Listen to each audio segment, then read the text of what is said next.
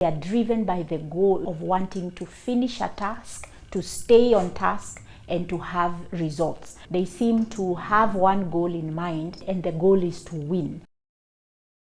Hello and welcome back to my YouTube channel, Live by Design with Grace Kariuki, where we talk matters, mental health, personality, relationships, and how we can live our lives authentically, especially once we are self-aware. So today I'm going to be talking about the choleric temperaments.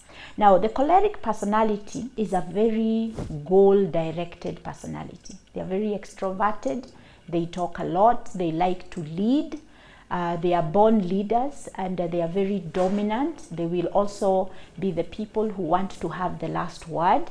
If you are not aware of the aspect of personality and how it impacts how we relate with others, you will find that you will be quite agitated with the choleric personality, because they seem to have one goal in mind, and the goal is to win. And so in relationships, what will happen, they will probably be more attracted to people who are calmer, people who are not as talkative as they are, and because it brings some sort of balance. But when they start to live with them, they will find themselves quite frustrated, and they will be vocal about the frustration, because they are driven by the goal of wanting to finish a task, to stay on task, and to have results.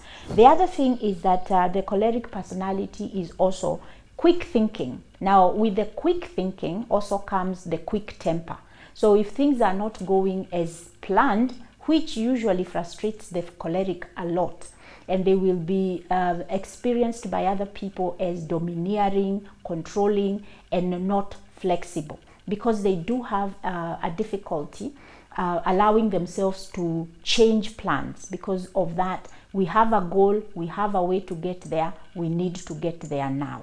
Then the other thing that you need to know about the choleric is that they move on very quickly. So if something has happened, even if it's them who have caused any kind of pain or any kind of offense, they will say sorry very quickly, and they want everybody else to move on quickly. They don't have the patience to sit and ruminate over it or talk through it. They just want to say, but it's already done, I have said sorry, let's keep it moving. So when you are married, or you are in a relationship with a choleric, it is important for you to understand it's not that they don't care about the relationship, it's the way they are wired.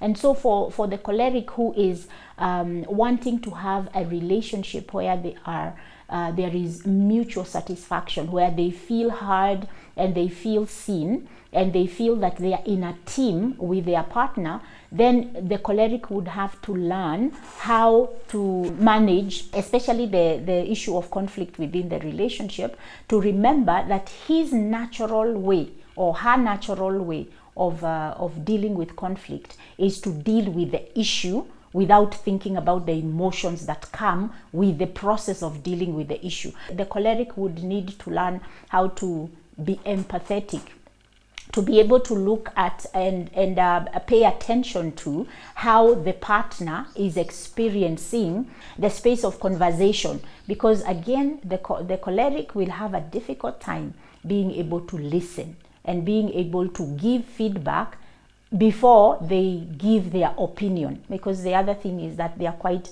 opinionated. The other thing about the choleric personality is that they are very creative. So they are problem solvers, and they are very quite pragmatic. And so you will find that they want to quickly identify what the problem is, what the solutions are, and move on.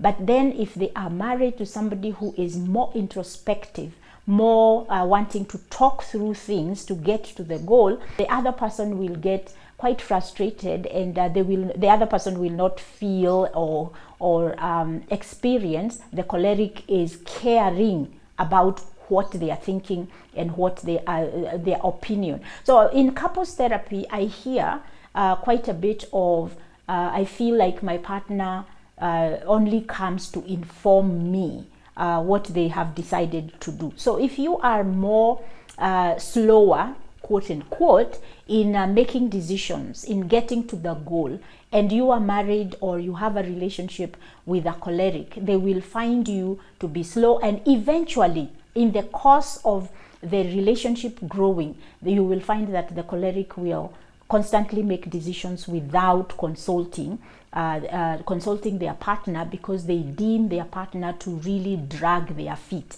So a couple like that is a choleric who is married to somebody who is more process oriented rather than goal directed, then they would have to learn how to balance their work together so that they can get to the goals. They may have the same goal, but how to get to that goal, the time line to get to that goal may be different. And so what happens in conflict, they will fight against each other, and that will lead now to a gridlock where, like we say in Swahili, mnarushiana mikono, translated, then you throw in the towel, and it seems like now I don't care, you do whatever you want to do, because anyway you never listen to me. So it is important for the choleric to understand that about themselves, so that they can develop a higher level of emotional intelligence, the skill of self-regulation,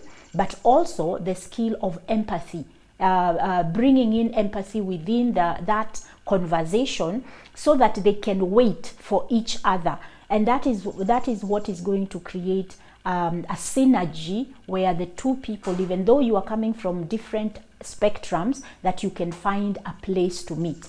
Respect and honoring the person that you are married to by being curious about why they act the way they do. That can go a long way in helping the two of you create a team, because you are attracted to each other because you are different, and that difference should not be negative.